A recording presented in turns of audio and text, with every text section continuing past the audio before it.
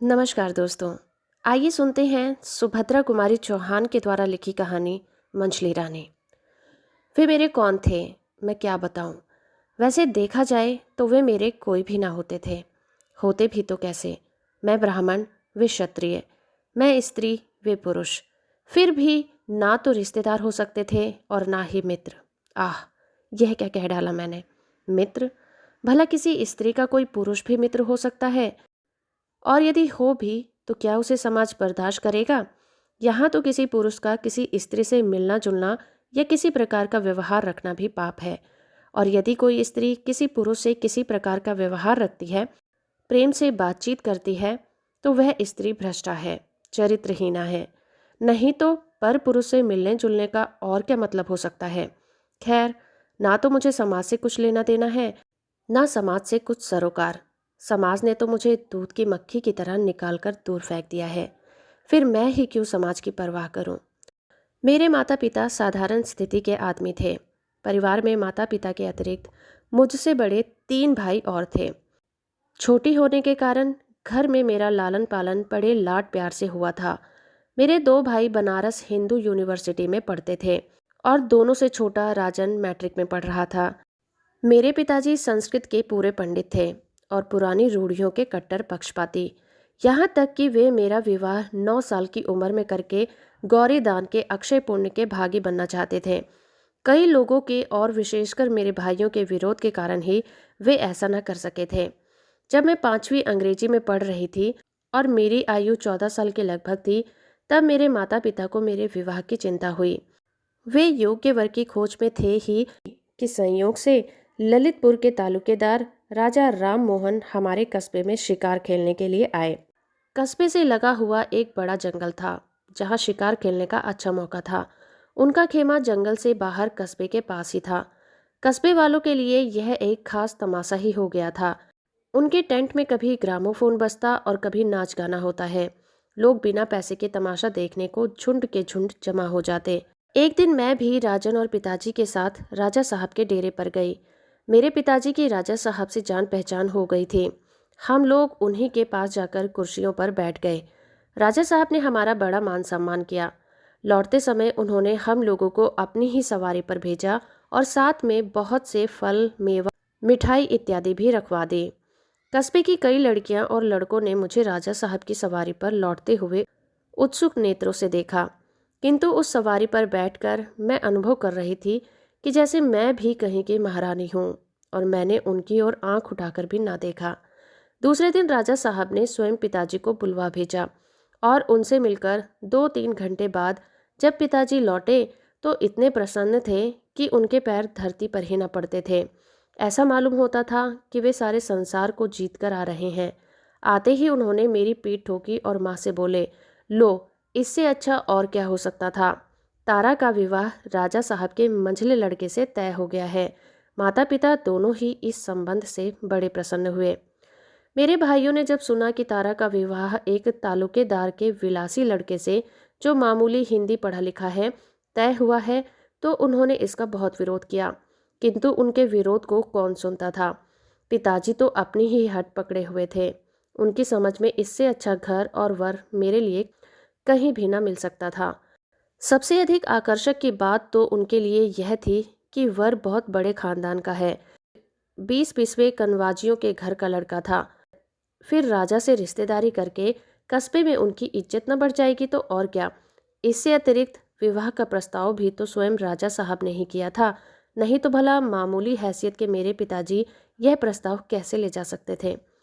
सबसे बढ़कर बात तो ये थी कि दहेज के नाम से कुछ न देकर भी लड़की इतने बड़े घर में ब्याही जाती थी। फिर भला इतने बड़े बड़े आकर्षणों के होते हुए भी पिताजी इस प्रस्ताव को कैसे टाल देते। पिताजी मेरी किस्मत की सराहना करके कहते, मेरी तारा तो बनेगी रानी। रानी बनने की खुशी में मैं फूली फूली फिरती थी। भाइयों का विरोध करना मुझे अच्छा न लगता, किंतु मैं उनके सामने कुछ कह न सकती थी। खैर, भाइयों के बहुत विरोध करने पर भी मेरा विवाह मंझले राजा मनमोहन के साथ ही हो गया। फूलों से सजी हुई मोटर पर बैठकर मैं ससुराल के लिए रवाना हुई। हमारे कस्बे और ललितपुर के बीच में केवल 27 मील का अंतर था, इसलिए बारात मोटरों से ही आई और गई थी। जीवन में पहली बार मोटर में बैठी थी। मुझे ऐसा मालूम होता जैसे हवा में उड़ रही हूँ। 27 मील तक मोटर पर बैठने के बाद भी जी न भरा था। यही चाहती थी कि रास्ता लंबा होता जाए और मैं मोटर पर घूमा करूं। किंतु क्या ये संभव था? आखिर को एक बड़े भारी महल के जनाने दरवाजे पर मोटर खड़ी हो गई। सास तो थी ही नहीं, इसलिए मेरी जेठानी बड़ी रानी जी परछन कर मुझे उतार ले गई। मुझे एक बड़े भारी सजे हुए कमरे में बिठा दिया गया। स्त्रियां बारी बारी से मुंह खोल के देखने लगी। कोई रुपया, कोई छोटे मोटे जेवर या कपड़े मेरी मुंह दिखाई में दे देकर जाने लगी। मेरी जेठानी बड़ी रानी ने भी मेरा मुंह देखा, कुछ बोली नहीं। करके मेरी उंगली में अंगूठी पहना दी। मैंने सुना कि वे पास के किसी कमरे में किसी से कह रही थी, देखा बहू को, क्या तारीफ के पुल बांध रहे थे। ससुर जी के कहने से तो बस यही मालूम होता था कि इंद्र की अप्सरा ही होगी, पर न रूप न रंग, न जाने क्यों सुंदर कह कहकर कंगले की बेटी ब्याह अपनी इज्जत हल्की की।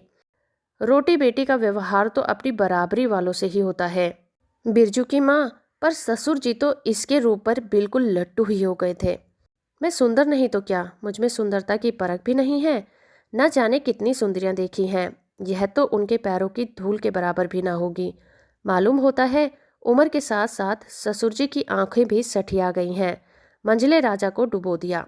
बिरजू की माँ उनकी हाँ में हाँ मिलाती हुई बोली, सुंदर तो है रानी जी, जैसी आप लोग हैं वैसी ही है, पर अभी बच्ची है, जवान होगी तो रूप और निखर जाएगा। बड़ी रानी तिलमिला उठी और बोली, रूप निखरेगा पत्थर, होनहार बिरवान के होत चीकने पात, निखरने वाला रूप सामने ही दिखता है। फिर वे जग विरक्ति के भाव से बोली, जाने भी दो, अच्छा हो या बुरा, हमें करना ही क्या है। जब मैं वहाँ अकेली रह गई, सारी औरतें चली गई, तो मेरी माँ के घर की खवासन ने सूना कमरा देखकर मेरा मुंह खोल दिया। शीशा उठाकर मैंने एक बार अपना मुंह ध्यान से देखा, फिर रख दिया। ढूंढने से भी मुझे अपने रूप रंग में कोई ऐब न मिला। पहली बार केवल 5 दिन ससुराल में रहकर मैं अपने पिता के साथ मैके आ गई। ससुराल के 5 दिन मुझे 5 सालों के बराबर लगे। मैंने जो रानीपने का सुनहरा सपना देखा था वह दूर हो चुका था। ससुराल से लौटकर तो मैंने कुछ नहीं कहा, किंतु खवासन ने वहाँ के सब हाल चाल बतलाए। माँ ने कहा, तो क्या रानी केवल कहने के लिए होती है, भीतर का हाल हमारे घरों से भी बीता गया होता है। मैं अपनी माँ के साथ मुश्किल से महीना सवा महीना ही रह पाई थी कि मुझे बुलाने के लिए ससुराल से संदेशा आया। राजाओं की इच्छा के विरुद्ध तिल भर भी मेरे पिताजी कैसे जाते, ना चाहते हुए भी उन्हें मेरी विदाई करनी पड़ी। इतनी जल्दी ससुराल जाना मुझे जरा भी अच्छा न लगा, परंतु क्या करती, लाचार थी। सावन में जबकि सब लड़कियां ससुराल से मैके आती हैं, मैं ससुराल रूपी कैद खाने में बंद होने चली। देवर के साथ फिर मोटर पर बैठी। इस बार मैंने अपना छोटा सा हारमोनियम भी साथ रख लिया था। फिर ससुराल पहुंची।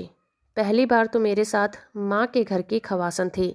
इस बार उस हारमोनियम और थोड़ी सी पुस्तकों को छोड़कर कुछ न था। मेरा जी एक कमरे में चुपचाप बैठे बैठे घबराया करता। घर में कोई ऐसा ना था जिससे घंटे 2 घंटे बातचीत करके जी बहलाती। केवल छोटे राजा, मेरे देवर की बातें मुझे अच्छी लगती थी, किंतु वे भी मेरे पास कभी कभी और अधिकतर बड़ी रानी की नज़र बचाकर ही आते थे। मैं सारे दिन पुस्तकें पढ़ा करती, पर पुस्तकें थी ही कितनी, 8-10 बार पढ़ गई। छोटे राजा कभी कभी मुझे अखबार भी ला दिया करते थे, किंतु सबकी आंख बचाकर। घर में सब काम के लिए नौकर चाकर और दास दासियां थी। मुझे घर में कोई काम न करना पड़ता था। मेरी सेवा में भी 2 दासियां सदा बनी रहती थी, पर मुझे तो ऐसा मालूम होता था कि मैं उनके बीच में कैद हूँ, क्योंकि मेरी राई रत्ती भी बड़ी रानी के पास लगाकर दी जाती थी। उन दासियों में से यदि मैं किसी को किसी काम से कहीं भेजना चाहती, तो वे मेरे कहने मात्र से ही कहीं ना जा सकती थीं। उन्हें बड़ी रानी से हुक्म लेना पड़ता था। यदि उधर से स्वीकृति मिल जाती तो मेरा काम होता, अन्यथा नहीं। इसी प्रकार हर माह मुझे खजाने से हाथ खर्च के लिए 150 रुपये मिलते थे, किंतु क्या मजाल कि उनमें से एक पाई भी महाराजा से पूछे बिना खर्च कर दूं। भीतर के शासन की बागडोर बड़ी रानी के हाथ में थी और बाहर की महाराजा मेरे ससुर के हाथ में। मेरे पति मंझले राजा बड़े ही विलास प्रिय, मदिरा सेवी, शिकार के शौकीन और ना जाने क्या क्या थे। मैं क्या बताऊं, वे बहुत सुंदर भी थे, किंतु उनके दर्शन मुझे दुर्लभ थे। 4-6 दिन में कभी घंटे आध घंटे के लिए वे मेरे कमरे में आ जाते तो मेरा अहोभाग्य समझो। उनकी रूप माधुरी को एक बार जी भर पीने के लिए मेरी आंखें आज तक प्यासी हैं, किंतु मेरे जीवन में यह अवसर कभी ना आया। इस दिखावटी वैभव के अंदर मैं किसी प्रकार अपने जीवन को घसीटे जा रही थी। इसी समय मेरे अंधकारपूर्ण जीवन में प्रकाश की एक सुनहरी किरण का आगमन हुआ। छोटे राजा की उम्र 17-18 साल की थी। वे बड़े नेक और होनहार युवक थे। घर में पढ़ने लिखने का शौक केवल उन्हीं को था। छोटे राजा मैट्रिक की तैयारी कर रहे थे और एक मास्टर बाबू उन्हें पढ़ाया करते थे। घर में आने जाने की उन्हें पूर्ण स्वतंत्रता थी। घर में स्त्रियों की आवश्यक वस्तुएं बाहर से मंगवा देना भी मास्टर बाबू के ही जिम्मे था, इसलिए वे घर के सबसे ज़्यादा परिचित थे। विवाह के बाद से ही बड़ी रानी मुझसे नाराज थी। उन्हें मेरी चाल ढाल रहन सहन जरा भी न सुहाता। वे हर बात पे मेरे ऐब निकालने की फिराक में रहती। तिल का ताड़ बनाकर मेरी जरा जरा सी बात को वे परिचित या अपरिचित जो कोई आता उससे कहती। शायद वे मेरी सुंदरता को मेरे ऐबों से ढक देना चाहती थी। यही बात उन्होंने मास्टर बाबू के साथ भी की। वे तो घर में रोज ही आते थे और रोज उनसे मेरी शिकायत होने लगी, किंतु उसका असर उल्टा ही हुआ। मैंने देखा तिरस्कार की जगह मास्टर बाबू का व्यवहार मेरे प्रति अधिक मधुर और आदरपूर्ण होने लगा। छोटे राजा को मेरा गाना बहुत अच्छा लगता।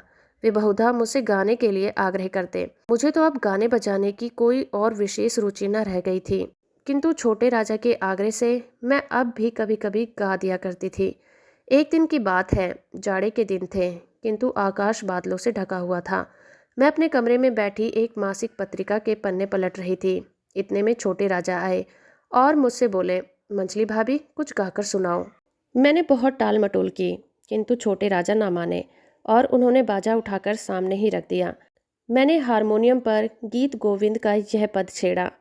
विहरत हरिरिहि सरस बसंते नियति युवती जनेन समम सखी विरहि जनस्य दुरंते ललित लवंग लता परिशीलन कोमल मलय समीरे मधुकर निकर करम्बित कोकिल कूजत कुंज कुटीरे।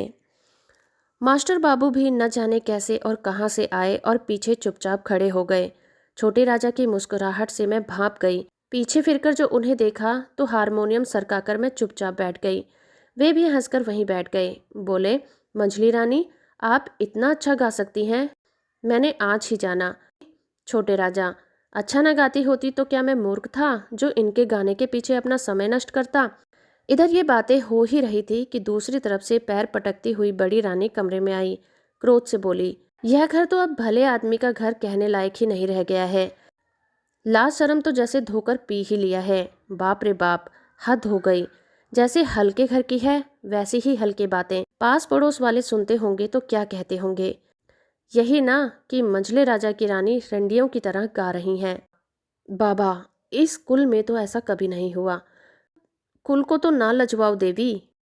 बाप के घर जाना तो भीतर क्या चाहे सड़क पर गाती फिरना, किंतु यहाँ यह सब ना होने पाएगा।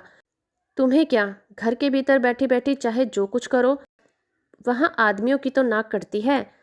एक सांस में इतनी सब बातें करके बड़ी रानी चली गई। मैंने सोचा शराब पीकर लौंडियों की बाह में बाह डालकर टहलने से नाक नहीं कटती, गरीबों पर मनमाने जुल्म करके नाक नहीं कटती, नाक कटती है मेरे गाने से।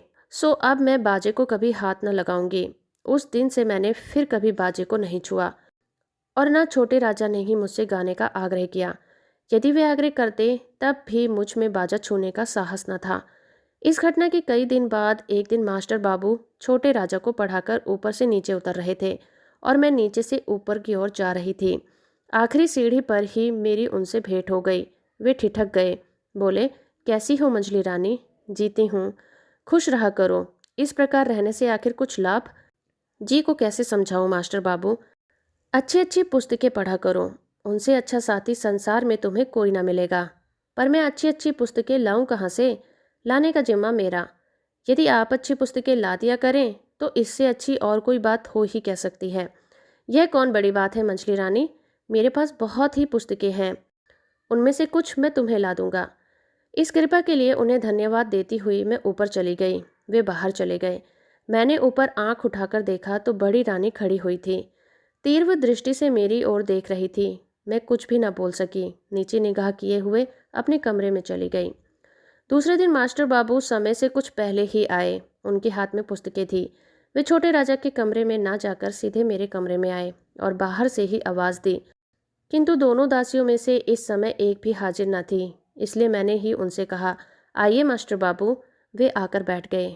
किताबों और लेखक का नाम बतलाकर वे मुझसे किताबें देने लगे। ये महात्मा गांधी की आत्मकथा के दोनों भाग हैं। ये है बाबू प्रेमचंद्र जी की रंगभूमि, इसके भी 2 भाग हैं। ये मैथिली बाबू का साकेत और यह पंत जी का पल्लव। इसके अतिरिक्त और भी बहुत सी पुस्तकें हैं। इन्हें तुम पढ़ लोगी तब तुम्हें वे ला दूंगा। इसके बाद वे साकेत उठाकर उर्मिला से लक्ष्मण की विदा का जो सुंदर चित्र मैथिली बाबू ने अंकित किया है उसे पढ़कर सुनाने लगे। इतने में ही मुझे वहाँ बड़ी रानी की झलक दिख पड़ी और उसके साथ मेरे कमरे के दोनों दरवाजे फटाफट बंद हो गए। मास्टर बाबू ने एक बार मेरी तरफ फिर दरवाजे की तरफ देखा। फिर वो बोले, भाई यह दरवाज़ा किसने बंद कर दिया है? खोल दो। जब कोई भी उत्तर ना मिला तो मुझे क्रोध आ गया। मैंने तीव्र स्वर में कहा, यह दरवाज़ा किसने बंद किया है? खोलो। क्या मालूम नहीं है कि हम लोग भीतर बैठे हैं? बड़ी रानी की कर्कश आवाज़ सुनाई दी, ठहरो, अभी खोल दिया जाएगा। तुम लोग भीतर हो यही दिखाने के लिए तो दरवाज़ा बंद किया है, पर देखने वाले भी तो जरा आ जाएं। यह नारकीय लीला अब ज़्यादा दिन चल न सकेगी। नारकीय लीला? मेरा माथा ठनका। हे भगवान, क्या पुस्तक पढ़ना भी नारकीय लीला है? इस प्रकार लगभग 15 मिनट तक हम लोग बंद रहे। गुस्से से मास्टर बाबू का चेहरा लाल हो रहा था। उधर बाहर बड़े राजा, मंझले राजा और महाराजा जी की आवाज़ें सुनाई दी और उनके साथ ही कमरे का दरवाज़ा खुल गया। बड़ी रानी बोली, मेरी बातों पर तो कोई विश्वास ही नहीं करता था। अब अपनी अपनी आंखों से देखो, आंखें धोखा तो नहीं खा रही हैं। आज तक मैंने मंझले राणा की विलासी मूर्ति देखी थी, आज मैंने उनका रुद्र रूप भी देखा। क्रोध से पैर पटकते हुए वे बोले, किरण कुमार, इस कमरे में तुम किसके हुक्म से आए? मास्टर बाबू भी उसी स्वर में बोले, मुझे किस कमरे में जाने का हुक्म नहीं है। बड़े राजा, मास्टर बाबू, अब आप यहाँ से चले जाओ, इसी में तुम्हारी कुशल है। फिर मुझे ऐसी कुशल नहीं चाहिए। मैं पापी नहीं हूँ जो कायर की तरह भाग जाऊँगा। जाने से पहले मैं आपको बतला देना चाहता हूँ कि मैं और मंझली रानी दोनों ही पवित्र और निर्दोष हैं। यह हरकत ईर्ष्या और जलन के कारण की गई है। बड़ी रानी गरज उठी, उल्टा चोर कोतवाल को डांटे, चोरी की चोरी, उस पर सीना चोरी। मैं ईर्ष्या करूंगी तुमसे? तुम हो किस खेत की मूली? मैं तुम्हें समझती क्या हूँ? तुम हो एक अदना से नौकर और ये है कल की छोकरी, सो भी किसी रईस के घर की नहीं। ईर्ष्या तो उनसे की जाती है जो अपनी बराबरी का हो। फिर बड़े राजा की तरफ मुड़कर बोली, तुम इसे ठोकर मार के निकलवा क्यों नहीं देते? तुम्हारे सामने ही खड़ा खड़ा जबान लड़ा रहा है और तुम सुन रहे हो। पहले ही कहा था कि नौकर चाकर को ज़्यादा मुंह न लगाया करो। महाराज बड़े गुस्से में बोले, किरण कुमार चले जाओ। इसी समय ना जाने कहाँ से छोटे राजा आ पड़े और मास्टर बाबू को जबरदस्ती पकड़कर अपने साथ लिवा ले गए। वे चले गए। मुझ पर क्या बात होगी, कहने की आवश्यकता नहीं, समझ लेने की बात है। नतीजा सबका ये हुआ कि उसी दिन एक चिट्ठी के साथ सदा के लिए मैं विदा कर दी गई। एक इक्के पर बैठाकर चपरासी मुझे माँ के घर पहुँचाने गया। चिट्ठी मेरे पिताजी के नाम थी, जिसमें लिखा था कि आपकी पुत्री भ्रष्टा है, इसने हमारे कुल में दाग लगा दिया है, इसके लिए अब हमारे घर में जगह नहीं है। बात की बात में सारे मोहल्ले भर में मेरे भ्रष्टाकरण की बात फैल गई। यहाँ तक कि मेरे पिता के घर पहुँचने से पहले ही यह बात पिताजी के घर तक भी पहुँच गई थी। जब मैं पिताजी के घर पहुँची, शाम हो चुकी थी। इस बीच माता जी का देहांत हो चुका था। भाई भी तीनों कॉलेज में थे। घर पर मुझे केवल पिताजी ही मिले। उन्होंने मुझे अंदर न जाने दिया, बाहर दालान में ही बैठा दिया। चिट्ठी पढ़ने के बाद वे तड़प उठे, बोले, जब ये भ्रष्ट ही हो चुकी है तो इसे यहाँ क्यों लाए? रास्ते में कोई खाई खंदक ना मिला जहाँ धकेल देते? इसे मैं अपने घर क्या रखूँगा? जाए कहीं भी मरे, मुझे क्या करना है? मैं पिताजी के पैरों पर लौट गई, रोती रोती बोली, पिताजी मैं निर्दोष हूँ। पिताजी 2 कदम पीछे हट गए और कड़क कर बोले, दूर रह चंडालनी, निर्दोष ही तू होती तो इतना बड़ा बवंडर ही क्यों उठता? उन्हें क्या पागल कुत्ते ने काटा था जो बैठे बिठाए अपनी बदनामी करवाते? जा, जहाँ जगह मिले समा जा। मेरे घर में तेरे लिए जगह नहीं है। क्या करें, अंग्रेजी राज्य ना होता तो बोटी बोटी काट के फेंक देता। इस हो हल्ला में समाज के कई ऊंची नाक वाले अगुया और कई पास पड़ोस वाले भी जमा हो गए। सबने मेरे भ्रष्टाकरण की बात सुनी और घृणा से मुंह बिचकाया। एक बोला, नहीं भाई, अब तो यह घर में रखने लायक नहीं। जब ससुराल वालों ने ही निकाल दिया तो क्या पंडित राम भजन अपने घर पर रखकर जात में अपना हुक्का पानी बंद करवाएंगे? दूसरे ने पिताजी पर पानी चढ़ाया। अरे भाई, घर में रखे तो रखने दो, इनकी लड़की है, पर हम तो पंडित जी के दरवाजे पर पैर न देंगे। मैं फिर एक बार भीतर जाने के लिए दरवाजे की तरफ झुकी, किंतु पिताजी ने एक झटके के साथ मुझे दरवाजे से कई हाथ दूर फेंक दिया। कुल में दाग तो मैंने लगा ही दिया था। वे मुझे घर में रखकर क्या जात बाहर भी हो जाते। मैं दूर जा गिरी और गिरकर बेहोश हो गई। मुझे जब होश आया है, मेरे घर का दरवाज़ा बंद हो चुका था और मोहल्ले भर में सन्नाटा छाया था। केवल कभी कभी एक दो कुत्ते के भौंकने का शब्द सुनाई पड़ता था। मैं उठी। बहुत कुछ सोचने के बाद स्टेशन की तरफ चली। एक कुत्ता भौंक उठा, जैसे कह रहा हो कि अब इस मोहल्ले में तुम्हारे लिए जगह नहीं है। जब मैं स्टेशन पर पहुंची, एक गाड़ी तैयार खड़ी थी। बिना कुछ सोचे विचारे मैं गाड़ी के एक जनाने डब्बे में बैठ गई। गाड़ी कितनी देर तक चलती रही, कहाँ कहाँ खड़ी हुई, कौन कौन से स्टेशन बीच में आए, मुझे कुछ पता नहीं। किंतु सवेरे जब ट्रेन कानपुर पहुंचकर रुक गई तो एक रेलवे कर्मचारी ने आकर मुझसे उतरने को कहा, तो मैं जैसे चौंक सी पड़ी। मैंने देखा पूरी ट्रेन यात्रियों से खाली हो गई है। स्टेशन पर भी यात्री बहुत कम थे। ट्रेन से उतरकर मेरी समझ में ही ना आता था कि कहाँ जाऊं। कल इस समय तक जो एक महल की रानी थी, आज उसके खड़े होने के लिए भी स्थान न था। बहुत देर बाद मुझे एकाएक ख्याल आया कि सत्याग्रह संग्राम तो छिड़ा ही हुआ है, क्यों न मैं भी चलकर स्वयं सेविका बन जाऊं और देश सेवा में जीवन बिता दूं। पूछती हुई मैं किसी प्रकार कांग्रेस दफ्तर पहुंची। वहां पर दो तीन व्यक्ति बैठे थे। उन्होंने मुझे पूछा कि मेरे पास किसी कांग्रेस कमेटी का प्रमाण पत्र है। मैंने कहा नहीं, तो उन्होंने मुझे स्वयं सेविका बनाने से इनकार कर दिया। इसके बाद मैं इसी प्रकार कई संस्थाओं और सुधारकों के दरवाजे दरवाजे भटकी, किंतु मुझे कहीं भी आश्रय न मिला। विवश होकर मैं भूखी प्यासी चल पड़ी, किंतु जाती कहाँ। थककर एक पेड़ के नीचे बैठ गई। मैंने अपनी अवस्था पर विचार किया। मैं आज रानी के पद की भिखारन हो चुकी हूँ। मेरे सामने अब भिक्षावृत्ति को छोड़कर दूसरा कोई उपाय न था। इसी समय न जाने कहाँ से एक भिखारिन बुढ़िया भी उसी पेड़ के नीचे कई छोटी छोटी पोटलियां लिए हुए आकर बैठ गई। बड़े इत्मीनान के साथ अपने दिन भर के मांगे हुए आटे दाल चावल को अपने चीथड़े में अच्छी तरह बांधकर बुढ़िया ने मेरी तरफ देखा। मैंने भी उसकी ओर देखा। दुख में भी एक प्रकार का आकर्षण होता है। उसने क्षण भर में ही हम दोनों को एक कर दिया। भिखारन बहुत बूढ़ी थी। उसे आंख से कम दिख पड़ता था। भिक्षावृत्ति करने के लिए अब उसे किसी साथी या सहारे की जरूरत थी। मैं उसी के साथ रहने लगी। कई बार मैंने आत्महत्या करनी चाहिए, किंतु उस समय ऐसा मालूम होता कि जैसे कोई हाथ पकड़ लेता हो। मैं आत्मघात भी न कर सकी। लगातार 1 साल तक भिखारिन के साथ रहकर मुझे भीख मांगना न आया। आता भी कैसे? मैं बुढ़िया का हाथ पकड़कर उसे सहारा देती हुई चलती, भीख वही मांगा करती। मैं जवान थी, सुंदर थी। फटे चीथड़े और मैले कुचैले वेश में भी मैं अपना रूप न छिपा सकती थी। मेरा रूप ही हर जगह मेरा दुश्मन हो जाता। अपने सतीत्व की रक्षा हेतु मुझे बहुत सचेत रहना पड़ता था और इसलिए मुझे जल्दी जल्दी स्थान बदलना पड़ता था। मेरे बदन की साड़ी फटकर तार तार हो गई थी। बदन ढकने के लिए साबित कपड़ा भी न था। प्रयाग में माघी अमावस्या के दिन बड़ा भारी मेला लगा था। बुढ़िया ने कहा, वहाँ चलने पर हमें 3-4 महीने भर खाने को मिल जाएगा और कपड़ों के लिए पैसे भी मिल जाएंगे। मैं बूढ़ी के साथ पैदल ही प्रयाग के लिए चल पड़ी। मांगते खाते कई दिनों में हम लोग प्रयाग पहुँचे। यहाँ पूरे महीने भर मेला रहता है। दूर दूर से बहुत से यात्री आते हैं। हम लोग रोज सड़क के किनारे एक कपड़ा बिछाकर बैठ जाते और दिन भर भिक्षा मांगकर शाम को एक पेड़ के नीचे अलाव जलाकर सो जाते। एक दिन इसी प्रकार शाम को जब हम दिन भर की भिक्षावृत्ति से लौट रहे थे, एक दिन बग्घी निकली। उसमें कुछ स्त्रियां थीं। बुढ़िया एक पैसे के लिए हाथ फैलाकर गाड़ी के पीछे पीछे दौड़ी। कुछ देर बाद गाड़ी के अंदर से एक पैसा फेंका गया। शाम को धुंधले प्रकाश में बुढ़िया जल्दी से पैसा न देख सकी।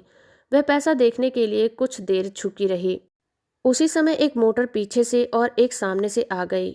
बुढ़िया ने बचना चाहा। मोटर वाले ने भी बहुत बचाया, पर बुढ़िया मोटर की चपेट में आ ही गई। उसे गहरी चोटें लगी और उसे बचाने की चेष्टा में मुझे भी काफ़ी चोटें आईं। जिस मोटर की चपेट हम लोगों को लगी थी, उस मोटर वाले ने पीछे मुड़कर भी न देखा। किंतु दूसरी मोटर वाले रुक गए। उनमें से 2 व्यक्ति उतरे। मेरे मुंह से सहसा एक चीख निकल गई। कई दिनों तक लगातार बुखार के बाद जिस दिन मुझे होश आया, मैंने अपने आप को एक जनाने अस्पताल में पर्दा वार्ड के कमरे में पाया। एक खाट पर मैं पड़ी थी। मेरे पास ही दूसरी खाट पर भिखारन मरनासन अवस्था में पड़ी थी। मैं खाट से उठकर बैठने लगी तो मास्टर बाबू पास ही कुर्सी पर बैठे कुछ पढ़ रहे थे। मुझे उठते देखकर पास आकर बोले, अभी आप ना उठें, बिना डॉक्टर की अनुमति के आपको खाट से उठना नहीं है। क्यों? मैं पथ की भिखारन, मुझे ये साफ सुथरे कपड़े, नरम नरम बिछौने क्यों चाहिए? कल से तो फिर मुझे वही गली गली की ठोकरें खानी पड़ेंगी ना।